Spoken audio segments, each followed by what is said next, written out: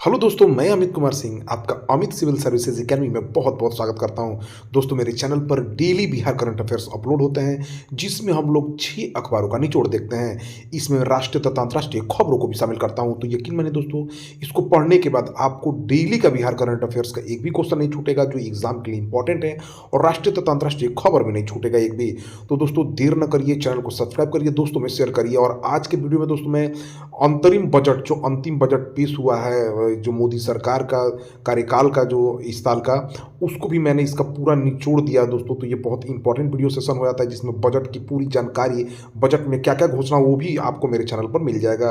और याद रखिए दोस्तों, आप मेरे चैनल पर डेली, मंथली, ईयरली पीडीएफ भी प्राप्त कर सकते हैं। मेरे Amit civil services academy Telegram channel पर जाकर दोस्तों आप सब्सक्राइब कर लीजिए। वहाँ पर आपको डेली, ईयरली, मंथली पीडीएफ मिल जाएगा। आपको मैं कल जो है ये आपको मंथली वीडियो जनवरी 2024 के सभी बिहार करंट अफेयर्स डालने वाला हूं। उसके अगले दिन दोस्तों आपको पूरे मंथ का पूरा करंट अफेयर्स, राष्ट्रीय तथा अंतर्राष्ट्रीय करंट अफेयर्स को डालूंगा।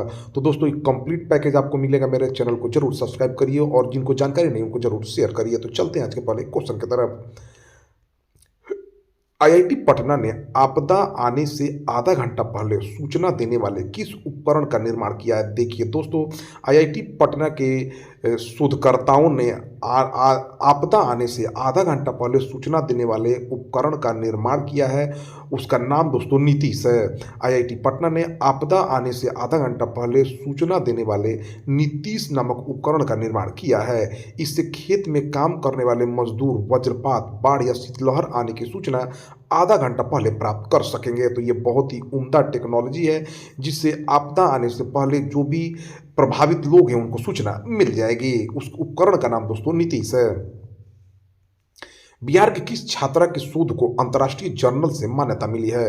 देखिए दोस्तों, बिहार की बेटी और धीरू भाई अंबानी सूचना और संचार प्रौद्योगिकी गांधीनगर की छात्रा की हाइपर स्पेक्ट्रल डाटा का उपयोग करके फसलों और मिट्टी में धातु की मौजूदगी का पता लगाने के शोध को अंतर्राष्ट्रीय जर्नल से मान्यता मिली है। देखिए दोस्तों, ये डॉक्टर स्वाति प्रिया है। इन्होंने मिट्टी में धातु की फसल और मिट्टी में धातु की मौजूदगी का पता लगाने पर शोध कार्य किया है। तो इनके जो शोध है उसको अंतर्राष्ट्रीय जर्नल से मान्यता मिली है। तो याद रखिए कौन है? डॉक्टर स्वाति प्रिया हैं, पटना की रहने वाली हैं। अंतरिम बजट 2024 में किस मंत्रालय को सबसे अधिक बजट आवंटित किया गया है? देखिए दोस्तों, रक्षा मंत्रालय को वित्त मंत्री निर्मला सीतारमण ने अंतरिम बजट 2024 संसद में पेश किया है। यह छठा मौका था जब वित्त मंत्री निर्मला सीतारमण ने बजट पेश किया है। साथ ही उन्होंने अपने कार्यकाल का अपना पहला अंतरिम बजट पेश किया। अंतरिम बजट के प्राप्त डॉक्यूमेंट के अनुसार रक्षा मंत्रालय को 6.1 लाख करोड़ के साथ सबसे अधिक आवंटन दिया गया है। इसके बाद 2.78 लाख करोड़ के साथ सड़क परिवहन और राजमार्ग मंत्रालय दूसरे स्थान पर है।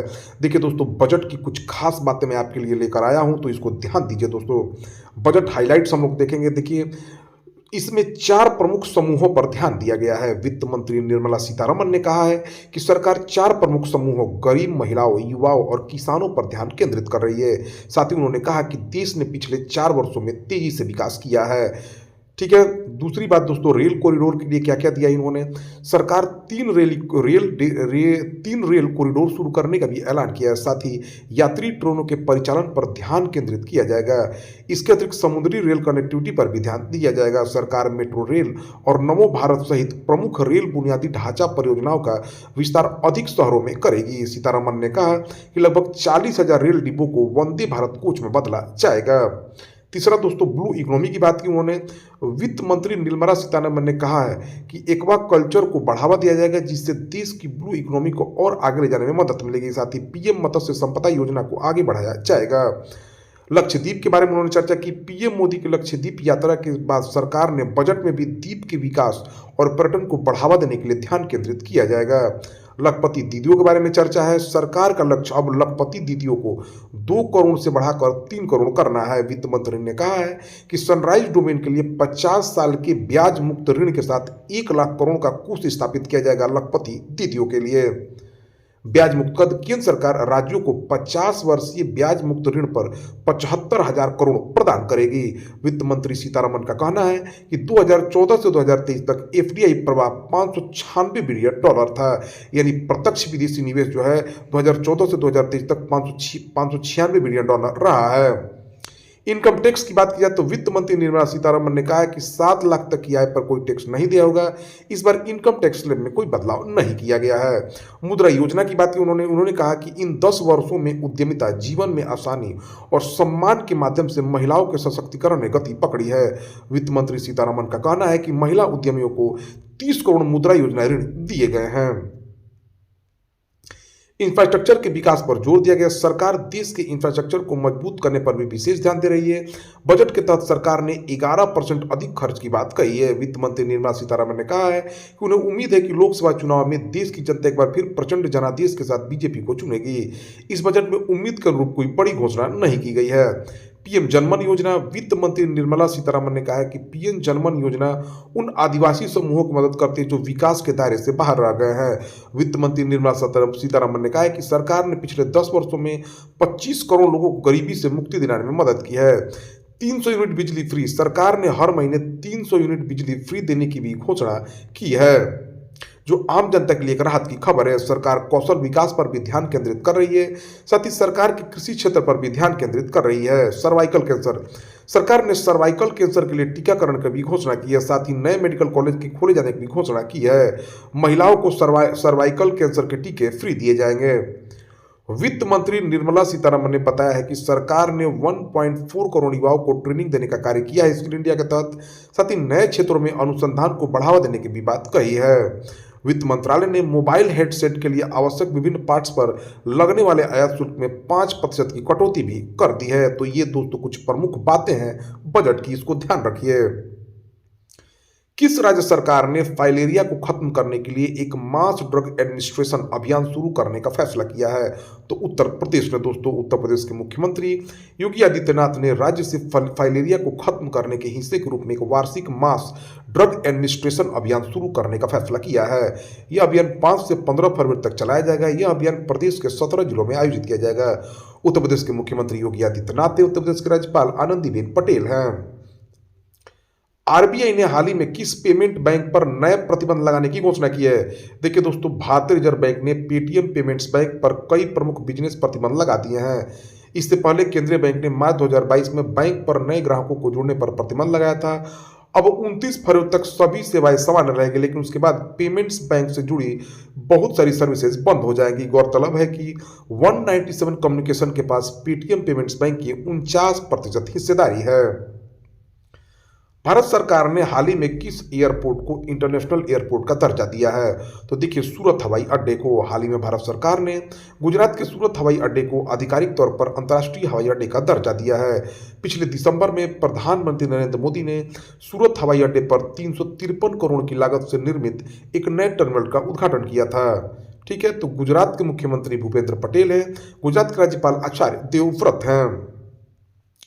किसे एशियाई क्रिकेट परिषद के अध्यक्ष के रूप में फिर से नियुक्त किया गया है? तो दोस्तों, जय शाह को। भारतीय क्रिकेट कंट्रोल बोर्ड के सचिव जय शाह को तीसरी बार एशियाई क्रिकेट परिषद के अध्यक्ष के रूप में चुना गया है। बाली में एसीसी की वार्षिक आम बैठक में यह फैसला किया गया है। शाह अपने कार्यकाल के दौरान अंडर 19 फॉर्मेट के महिला T20 एशिया कप और इमर्जिंग एशिया कप का सफल आयोजन कराए हैं। एशियन क्रिकेट काउंसिल की स्थापना 1983 में की गई थी। भारतीय क्रिकेट कंट्रोल बोर्ड के अध्यक्ष रोजर बिन्नी हैं। हेमंत सोरेन के इस्तीफे के बाद झारखंड के नए मुख्यमंत्री बनाने की घोषणा किसे हुई है? तो चंपई सोरेन को। देखिए दोस्तों, हेमंत सोरेन को जमीन धोखाधड़ी के मामले में ईडी ने दोस्तों गिरफ्तार कर लिया है। गिरफ्तारी के बाद हेमंत सोरेन ने चंपई सोरेन को मुख्यमंत्री बनाने की घोषणा की है। हेमंत सोरेन ने बुधवार 31 जनवरी 2024 की देर रात झारखंड के मुख्यमंत्री पद से इस्तीफा दे दिया है। इसके चंद घंटों बाद प्रवर्तन निदेशालय ने हेमंत सोरेन को गिरफ्तार कर लिया था। अब चंपई सोरेन को झारखंड के नए मुख्यमंत्री होने की संभावना है। चंपई सोरेन फिलहाल झारखंड सरकार के परिवहन मंत्री, SC/ST और पिछड़ा वर्ग कल्याण मंत्री हैं। इन्हें झारखंड टाइगर के नाम से भी जाना जाता है। चंपई सोरेन को वे झारखंड मुक्ति मोर्चा के उपाध्यक्ष भी हैं। झारखंड के राज्यपाल CP राधाकृष्णन हैं। 31 जनवरी 2024 को भारत के कितने और वेटलैंड को रामसर साइट में शामिल करने को मंजूरी मिली है? तो 5 नए रामसर साइट को दोस्तों मंजूरी मिली है। इनमें 2 वेटलैंड तमिलनाडु के और 3 कर्नाटक के हैं। इसके साथ ही देश के 80 वेटलैंड्स को रामसर साइट का दर्जा मिल गया है। ईरान के रामसर शहर में वेटलैंड के संरक्षण को लेकर 2 फरवरी 1971 में अंतर्राष्ट्रीय समझौते के तहत यह दर्जा दिया जाता है। हर साल 2 फरवरी को विश्व वेटलैंड दिवस मनाया जाता है। 5 नए वेटलैंड में अंक समुद्र पक्षी संरक्षण रिजर्व, अघनासनी एस्चुरी और मगदी केरे संरक्षण रिजर्व कर्नाटक में स्थित है। वहीं कराई वेट्टी पक्षी अभयारण्य और लॉन्गवुड 16 रिजर्व वन तमिलनाडु में है। रामसर साइट में 16 वेटलैंड्स के साथ तमिलनाडु शीर्ष पर बना हुआ है। उत्तर प्रदेश 10 वेटलैंड के साथ दूसरे नंबर पर है। अब देश के 80 वेटलैंड इनमें शामिल हैं। 31 जनवरी 2024 को मलेशिया के 17वें सुल्तान के रूप में किसने शपथ ली है? तो दोस्तों सुल्तान इब्राहिम इस्कंदर ने। मलेशिया में जोहोर राज्य के इब्राहिम इस्कंदर देश के नए सुल्तान बन गए हैं। इब्राहिम इस्कंदर ने 31 जनवरी 2024 को देश के 17वें सुल्तान के रूप में शपथ ली है। सुल्तान इब्राहिम ने पहांग राज्य के सुल्तान अब्दुल्ला सुल्तान अहमद शाह से बागडोर प्राप्त किया है। मलेशिया की राजधानी कुआलालंपुरम है। मुद्रा यहाँ की रिंगिट है। प्रधानमंत्री अनवर इब्राहिम है और सुल्तान इब्राहिम इस्कंदर बने हैं। कौन सा देश 2023 में जापान को पीछे छोड़ विश्व का शीर्ष वाहन निर्माता देश बन गया है? दोस्तों चीन बना है। जापान ऑटोमोबाइल मैन्युफैक्चरर्स एसोसिएशन द्वारा 31 जनवरी 2024 को वाहन से संबंधित अपने वार्षिक आंकड़े जारी किए गए हैं। इससे पता चलता है कि चीन पिछले वर्ष 2023 में जापान को पछाड़कर विश्व का सबसे बड़ा वाहन निर्माता देश बन गया है। जापान ने 2023 में 4.42 मिलियन वाहनों का निर्यात किया, जबकि China association of automobile manufacturers की रिपोर्ट के अनुसार जनवरी 2024 में चीन द्वारा निर्यात किए गए वाहनों की संख्या 4.91 मिलियन है। चीन के राष्ट्रपति शी जिनपिंग है। चीन के प्रधानमंत्री ली कियांग हैं। खेलो इंडिया शीतकालीन 2024 खेलों का शुभंकर कौन है? तो दोस्तों सीनेसी है। खेलो इंडिया शीतकालीन खेलों का शुभंकर स्नो लेपर्ड सीनेसी लॉन्च किया गया है। हिम तेंदुआ सीनेसी है। खेलो इंडिया विंटर गेम्स 2024 का आयोजन 2 भागों में किया जाएगा। शीतकालीन खेलों का पहला भाग 2 से 6 फरवरी तक केंद्र शासित प्रदेश लद्दाख में आयोजित किया जाएगा। लद्दाख पहली बार इस आयोजन की मेजबानी करेगा। दूसरा भाग 21 से 25 फरवरी तक गुलमर्ग जम्मू कश्मीर में आयोजित होने वाला है। हिम तेंदुआ जो जम्मू कश्मीर और लद्दाख के 3200 मीटर से अधिक ऊंचाई वाले क्षेत्रों का मूल निवासी है। हाल ही में चर्चा में रहा एशिया का पहला स्लॉथ यानी दोस्तों आलसी भालू अभयारण्य दारोजी स्लॉथ भालू अभयारण्य कहाँ स्थित है? देखिए दोस्तों कर्नाटक में दारोजी स्लॉथ भालू अभयारण्य कर्नाटक के बल्लारी जिले में स्थित है। अभयारण्य हम्पी से लगभग 15 किलोमीटर दूर स्थित है और उत्तरी कर्नाटक का इकलौता अभयारण्य है। कर्नाटक के पूर्वी मैदानों में वर्ष 1994 में स्थापित अभयारण्य काफी देर से शुरू किया गया था, लेकिन कुछ ही सालों में अनोखे आलसी भालू के लिए भरोसेमंद निवास स्थान साबित हुआ। कृषि गतिविधियों तथा जमीन अतिक्रमण के कारण यह जो है दारोजी स्लॉथ भालू अभयारण्य चर्चा में रहा है। यहाँ पर अतिक्रमण की घटनाएं ज्यादा बढ़ गई हैं। कर्नाटक के मुख्यमंत्री की बात किया तो दोस्तों सिद्धरमैया हैं।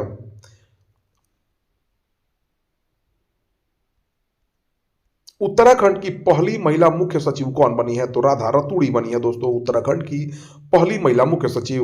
उत्तराखंड के मुख्यमंत्री पुष्कर सिंह धामी हैं। उत्तराखंड के राज्यपाल कर्नल गुरमीत सिंह हैं। महाराष्ट्र भूषण पुरस्कार 2023 से किसे सम्मानित किया गया? दोस्तों महाराष्ट्र का सबसे उच्च पुरस्कार महाराष्ट्र भूषण पुरस्कार 2023 से अशोक सराफ को सम्मानित किया गया है। मुख्यमंत्री एकनाथ शिंदे ने कला के क्षेत्र में महत्वपूर्ण योगदान के लिए वरिष्ठ मराठी फिल्म और थिएटर अभिनेता अशोक सराफ को वर्ष 2023 के लिए महाराष्ट्र भूषण पुरस्कार से सम्मानित करने की घोषणा की है। महाराष्ट्र के राज्यपाल रमेश बैस हैं। अजाली असोमानी किस देश के चौथी बार राष्ट्रपति चुने गए हैं? तो कोमोरस के। कोमोरस दक्षिण पूर्व अफ्रीका में 3 द्वीपों से बना एक देश है। इसकी राजधानी और सबसे बड़ा शहर मोरोनी है। कोमोरोस को 6 जुलाई 1975 को फ्रांस से स्वतंत्रता मिली थी। कोमोरोस मेडागास्कर के निकट सुंदर उष्णकटिबंधीय द्वीपों के समूह के रूप में प्रसिद्ध है। कोमोरोस में लगभग 98% आबादी सुन्नी मुस्लिम है। लोकसभा अध्यक्ष ओम बिरला ने देश में दल बदल विरोधी कानून की समीक्षा के लिए किनकी अध्यक्षता में एक समिति गठित करने की घोषणा की है? तो राहुल नार्वेकर के। लोकसभा अध्यक्ष ओम बिरला ने देश में दल बदल विरोधी कानून की समीक्षा के लिए राहुल नार्वेकर की अध्यक्षता में एक समिति गठित करने की घोषणा की है। दल बदल विरोधी कानून जो है संविधान की 10वीं अनुसूची में इसे शामिल किया गया। 52वां संविधान संशोधन के अंतर्गत ये लागू किया गया 1985 में। तमिलनाडु में आयोजित खेलो इंडिया यूथ खेलों में प्रथम स्थान पर कौन सी राज्य की टीम आई है? तो दोस्तों महाराष्ट्र ने खेलो इंडिया यूथ गेम्स में प्रथम स्थान हासिल किया है। खेलो इंडिया यूथ गेम्स का छठा संस्करण 19 जनवरी से 31 जनवरी 2024 तक तमिलनाडु के 4 शहरों चेन्नई, त्रिची, मदुरई और कोयम्बटूर में आयोजित किया गया। शुभंकर इसका वीरा मंगई है, एक रानी है जो वीरा मंगई रानी है। स्क्वैश इस वर्ष खेलो इंडिया यूथ गेम्स में शामिल हुआ था। खेल के लोगों में कवि तिरुवल्लर की आकृति भी शामिल है। प्रथम स्थान पर महाराष्ट्र रहा जो 57 स्वर्ण 48 और 53 कांस्य के साथ कुल 156 पदक महाराष्ट्र ने जीता। दूसरे स्थान पर तमिलनाडु तथा तीसरे स्थान पर हरियाणा रहा। भारत के अगर खेल मंत्री की बात किया तो अनुराग ठाकुर हैं, उन्होंने ही विजेताओं को सम्मानित किया।